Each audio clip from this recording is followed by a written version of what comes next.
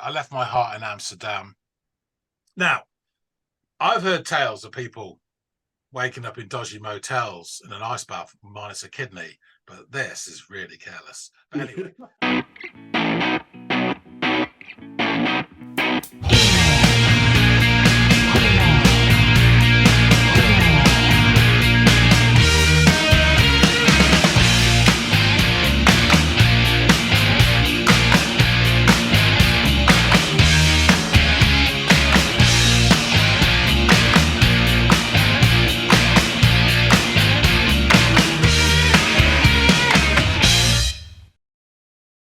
Hello.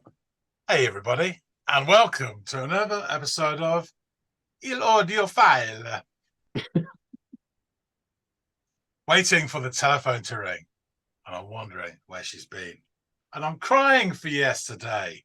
And the tap drips. A drip, drip, drip, drip, drip, drip, drip, drip, drip, drip, a drip, drip, drip, drip, drip. More on that later. But first, Andy, you've got a tune for me and everybody else to listen to.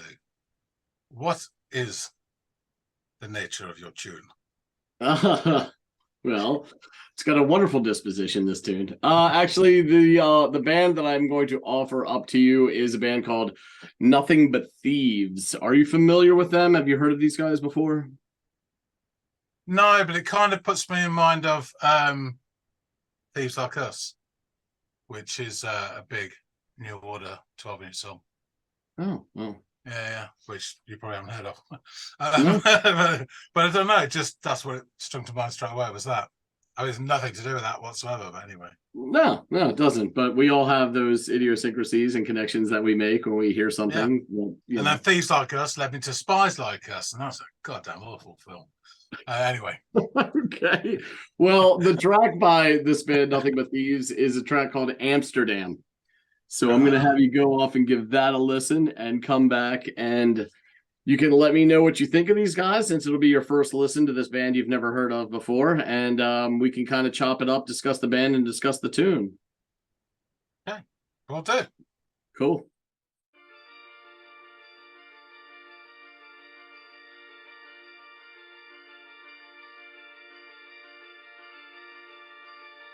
Ice cream bands here.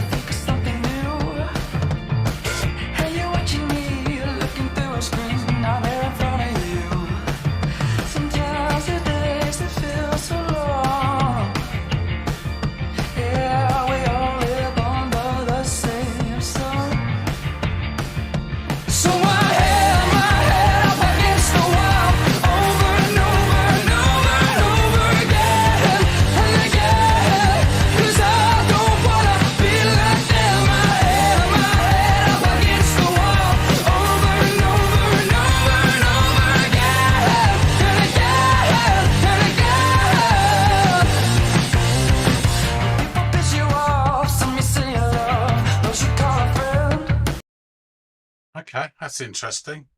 A tinkly, organy type sound at the start. And then this nice sort of rhythmic guitar with the drums and the sort of bumping bass. It kind of reminded me a little bit of Block Party. And then he started singing, and I didn't particularly like the voice. It was a bit sort of farty weedy. And then it leapt into the chorus like a salmon, and totally different sound to that chorus. Really nice guitars, and it's got that sort of, I don't know, that riff that's kind of late 70s, early 80s, kind of posty-punk, new wavy type riff to it. Yeah, kind of almost familiar, but not quite, but it's got that sound. And then he opens up with his vocals, and they sound reasonable. I find fun, and it's back to the verse. We just stopped there. But yeah, this versey part does sound quite Block Party. This sounds quite British to me, and it sounds post 2010, 15, something like that. Yeah, there's a lot going on in the production as well. Interesting. Walking through a crowd, then you look around, see there's no one left. We live and then we die as one. Yeah, we all live under the same sun. So I held my head up against the wall, over and over and over and over again, and again, 'cause I don't wanna be like them. I held my head up against the wall, over and over and over and over again, and again, and again.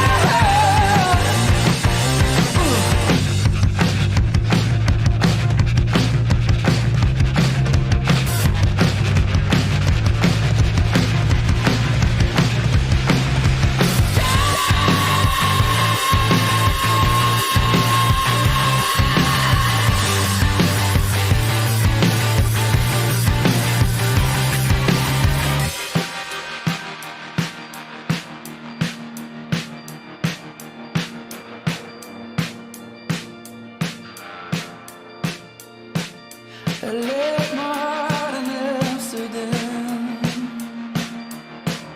where I could dream the nights were long. I left my heart in Amsterdam, I hit my head against the wall.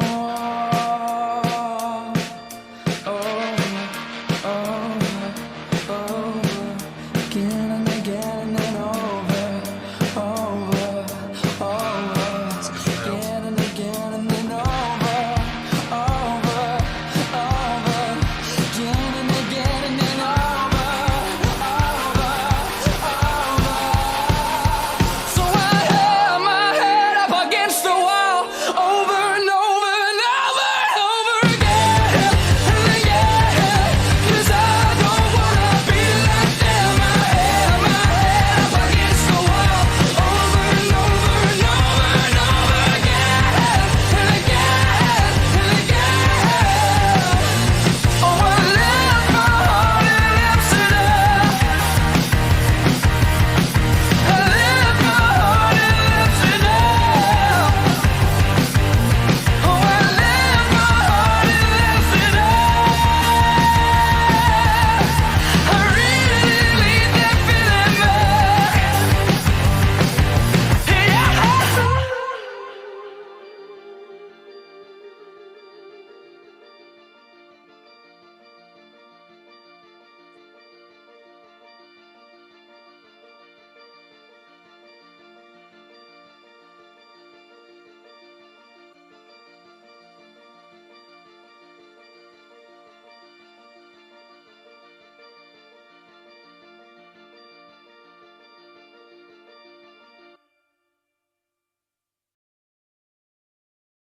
Yeah, that little bit at the end went on a bit long. It's losing me there.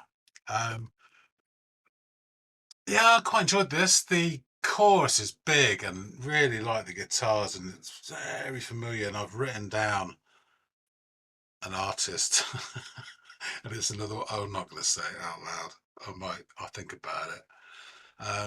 But it's another one of those that popped into my head, and it's totally not appropriate. But anyway, yeah. Lots of little production tricks there. The sort of breakdown, and then the repeating, and the repeating, and then the drum comes in, and then it hits big, and it was totally signposted, but it was still enjoyable. I did like that. So yeah, there's bits of it that didn't quite float my boat. I think some of the fanning around the verses and his voice was a bit weak in the verses, but then the chorus I think made up for it. So yeah, decent song. Let's go back to Andy and find out a bit more about Nothing But Thieves. Oh, returned from the red light district, have you? So, Mm. what did you Just back from the Dagobah system, yes. What did you make of this song, my friend? There is no try. Yeah, this is an interesting one. on the whole, there's a couple of things I didn't like about it, and there's a lot I did like about it. Okay. And the things I liked heavily outweighed the little bits I didn't. So there you go. So overall, thumbs up, as they say in certain Excellent. circles. So it starts with this sort of tinkling sound. On the reaction, I said, "Oh, the ice cream van's here," and then it goes into this rhythmic groove with the sort of bumping bass and drums, so rhythmic groove of the guitar. Sorry, and that within 2 seconds just put me straight away in mind of Block Party ish. You know, not I'm ripping off Block Party, but it's that it just Block Party ish. You know, I thought, excellent. And then he started singing, and his voice did not grab me at all. I just didn't like it. It's a bit weedy, and it just wasn't. You know, it just sometimes you don't, and I didn't like it. And it was a bit of a shame because I was really enjoying the musical structure. So I was kind of, to be honest with you, blotting it out a little bit. So I didn't get any words. But then, very briefly, that was, and then without warning. And I believe it is legally mandatory on certain vehicles to have this warning that a bloody great juggernaut in the shape of a chorus reverses into the song. Bang. There's this huge guitar, massive chorus, huge riff, which I absolutely adored. At first, I'm thinking, you know, because like with the Block Party as well, that this sort of late 70s, early 80s, post-punky, new wavy type, you know, influence. And actually, by the second chorus, I'm thinking actually it's more almost those mid to late 70s pub rock bands that had songs, and they always had massive riffs in them. And it's that, but it's all the other stuff's different, but it's just that attitude with that riff, which reminds me of certain bands. And the one that really popped into my head, and I don't even know them, but I know one of their songs. But just, you know, you can't help it. Just a name will pop in. And it was Eddie and the Hot Rods, which is about as far away from this as you could get. And then it was the Jags, you know, I got your number. And again, that's not even anything like this, but, you know, that's what popped in my head. I will own it. And then I will bury it. So, yeah, really like that. Actually, during the chorus, the singer opens out more, gives it a bit more sort of oomph. And I liked the sound of his voice a lot, like 10 times more in the chorus than it did in the verse. Yeah. So, yeah, really massive chorus, and it just won me at that point. You know? That doesn't surprise me in the least that you did a bit of a 180 on his voice when you heard the chorus, because he really, I mean, you can see what his fully developed voice is capable of when the music opens and he opens up with it, as opposed to this like restrained, which is probably for effect, but if you don't like it, you don't like it, that's fine. But it's probably for effect that he's reining that in, for the emotion of what the verses are conveying, I think.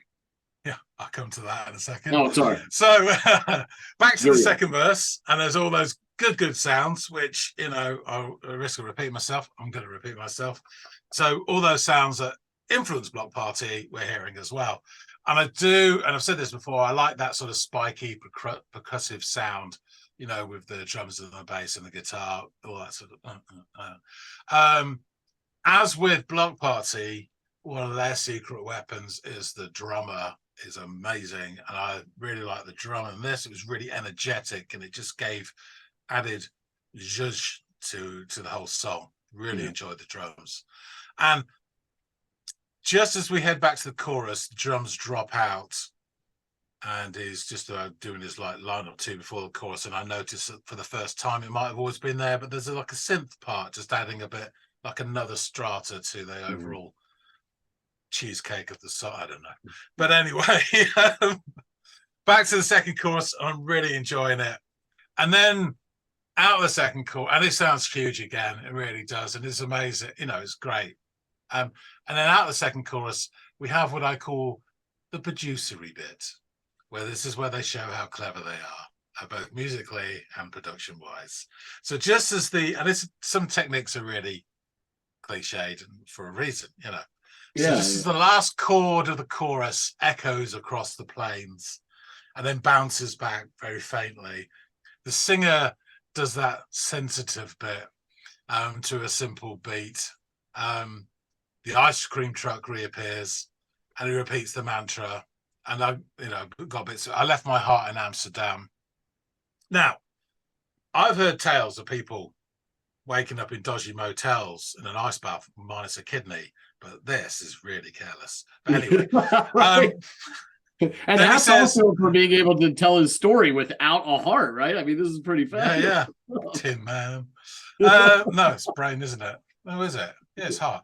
Yeah. Scarecrow's brain. Fucking hell. Yes. And then he says, where I can dream something or other. But at this point, he's emoting far too much for me to understand what he's saying. I mean, he really is laying it on with a trowel at this point. And then he says, I hit my head over the wall over and over again and again. He repeats that. And of course, it's the sort of phrase which you can repeat very much almost onomatopoeic, over and over again and again. He says over and over again and again. And there's that structure which, is hooky, isn't it? Yeah. And then the song starts to reconstruct itself. Now, this is totally signposted, and I did sort of say the reaction I was going to build up again, but I could have stopped you and said exactly, this is what they're going to do now. And exactly what it was. But it's called a crowd pleaser for a reason, because it is very pleasing. So the drums start building. Double track phantom vocals come over as well, sort of hauntiness, and then the guitar stirs from its slumber, and it comes up to this false crescendo, drops out, cynical guitar riff, and then bang, whammo, as they say, chorus back, big as ever, rides out through to the end, and then we're left with the ice cream van just going round a mini roundabout over and over for a smidge too long, I think, and before it ends. I thought this was huge fun, actually. Yeah, I mean the only bits really I could quibble with was he was a bit farty. I understand why he did it, and I would say probably 90% of people would have no problem with it whatsoever. I'm happy to be in the 10% because that's me. That's a choice thing, and that's fine. I thought the ending with the sort of tinkly just went on for ages. That was way it was starting to lose me then. These are very minor quibbles. Hey. But overall, it was slightly, you could call it cliched if you want, but the way they did these little tricks and everything was really effective, and it brought a smile to my face, and I enjoyed it. So I guess I'm the sucker for falling for all their devilish waves. But yeah, it's enjoyable. It was really enjoyable. Good, man. I'm glad you liked it. Yeah, they're a band that's growing on me more and more that I listen to them. I got to be honest, I'm a little late to the party considering when they came out. I've only been listening to them for about a year and a half now, and I think they've been around since, yes, as I'll get into my notes, 2012. So, yeah, they've been around for a bit. But I'm really enjoying what I'm hearing from them thus far, and I wanted to bring this track to the channel. Maybe there will be future ones. But yeah, Nothing But Thieves are a British rock band formed in 2012 in Southend-on-Sea, Essex. Yes, that I don't understand the laugh because I'm not from there. But why did that draw a guffaw from you? I don't think I can tell you. Because you'd have to kill me. No, statute of limitations on certain crimes is really long. So, okay, fair. Well, I spent a couple of very interesting days there on different occasions. I have to say it would not implicate myself, but other people. But yeah, of course, fun. Of course. It's of course, yeah. Well, I sat reading scripture the whole time. Yeah, you're observer. No, I had some real fun times down at Southend. It's a fun place, but yeah, cool. It's not the sort of place I'd expect this lot to come from. I did think they were British though, but okay. Yeah. They clearly understand the music with which that inspires them. Clearly. Yeah. So that's cool.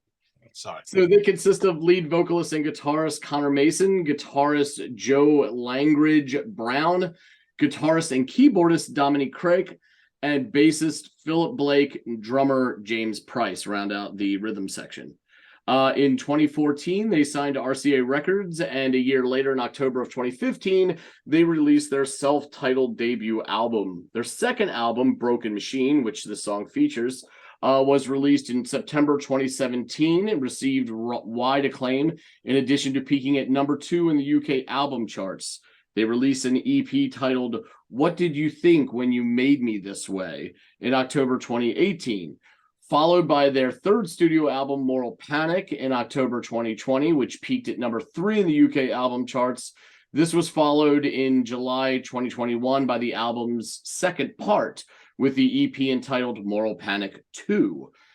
In June of 2023, this past June, they released their fourth studio album, Dead Club City, which there is some interesting stuff on I'd like to bring to the table perhaps in the future. Their style of music has been compared to the likes of Jeff Buckley, Foals, Civil Twilight, Queens of the Stone Age, and Royal Blood. Upon release of this album, Broken Machine received generally positive reviews from critics, with several comments on the development of the band's style. Royston O'Connor of Independent described the album as being among the best rock albums of the year. She wrote that it showcases the band's consciousness, both on their development on the global events taking place around the world. Varsity's Sarah Taylor awarded the album 4 to 5 stars, writing that there had been notable anticipation leading up to the album's release and that it did not disappoint. Taylor also praised the album for pushing more boundaries than the last album, highlighting the variety in their music and lyricism as an example of them further defining their style. Linda Koch, or Koke, I'm not sure how you pronounce her surname, of Genre is Dead, gave similar praise, writing that the band has showcased their ability to follow the footsteps of rock giants with their latest album. She praised the album's energy, while Taylor praises the album's experimental nature. She praises the album's energy and praises the album's experimental nature, though she provides slightly contrary opinion, describing the 10th track, Hell Yeah, as being almost a mandatory late album ballad. However, despite that, she awarded it 4 out of 5 stars. It charted in various locations across 13 countries and went gold in the Netherlands and the UK. So let me go over these lyrics, only some of which you caught on your listen.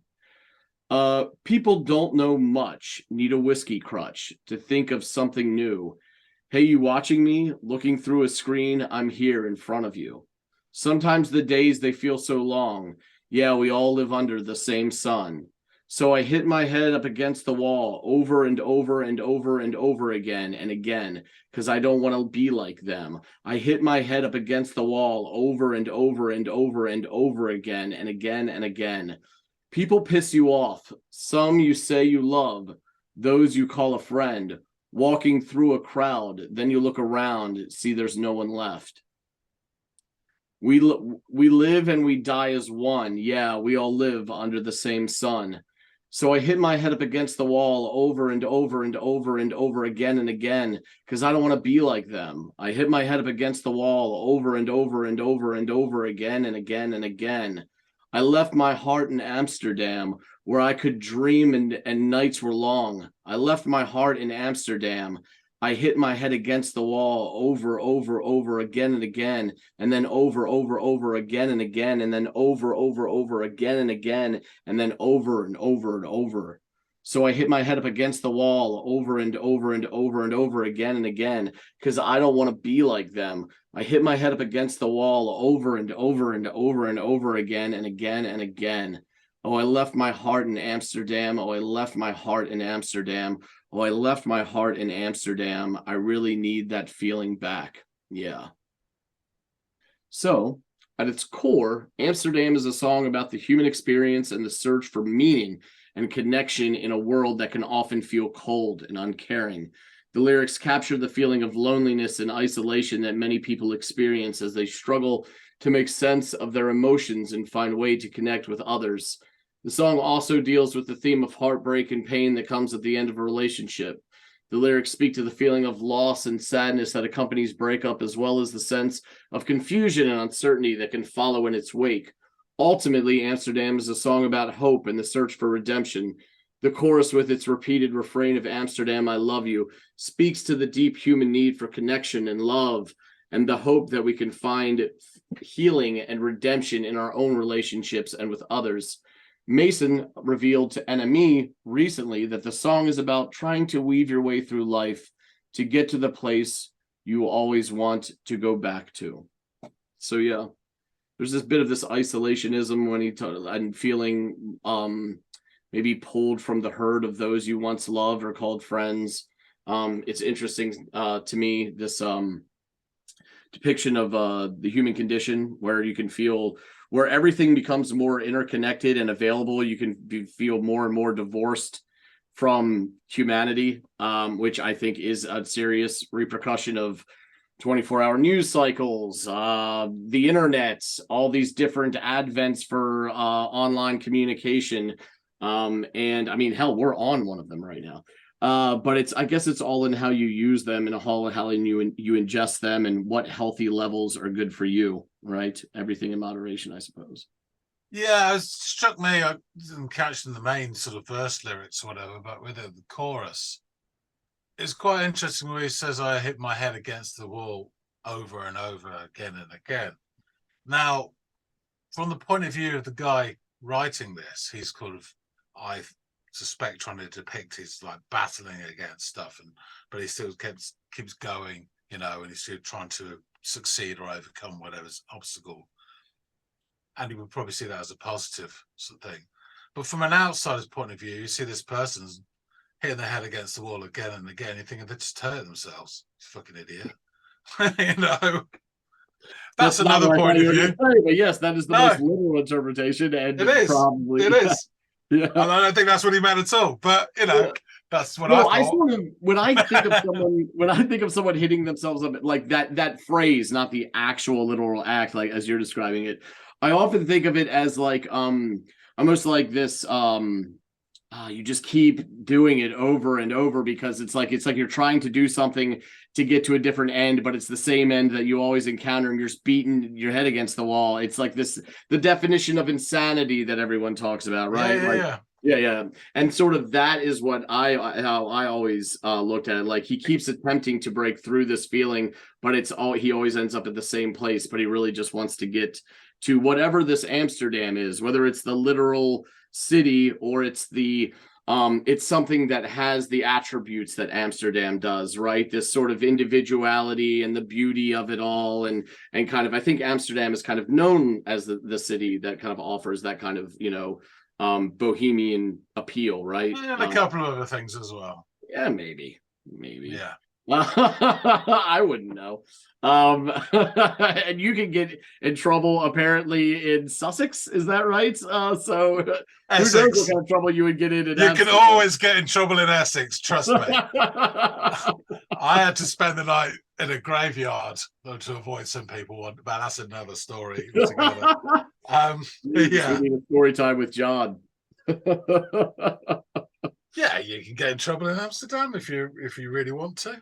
Yeah, I was thinking of the Van Gogh Museum and bicycles. Of course, yes, the windmills and the tulips. I gotcha. Well, everybody out there, first of all, John, thank you for giving this a listen. I'm glad you liked it. You spoke about a 10% ratio earlier, and that sounds about how much of this song didn't land with you. But I'm glad that a vast majority of it did, and that you enjoyed it. Everybody out there in the listening audience, let us know if you had heard of these guys before, or you're familiar with this tune. If they remind you of anything, or if you have anything to offer up to us to go off and listen to, we love always digging into new music. We have a large list of requests that have come from a large swath of the listening audience that we can't wait to dig into, as we do every Friday here on the channel for the viewer requests. So keep them coming if you would, please. Also, feel free to tell a friend, tell a family, tell a stranger about this channel. We are trying to grow, and we can't do that without you. All that out of the way, John and I hope to see all y'all and gobs of more on the next episode of The Audiophiles. See you later, guys.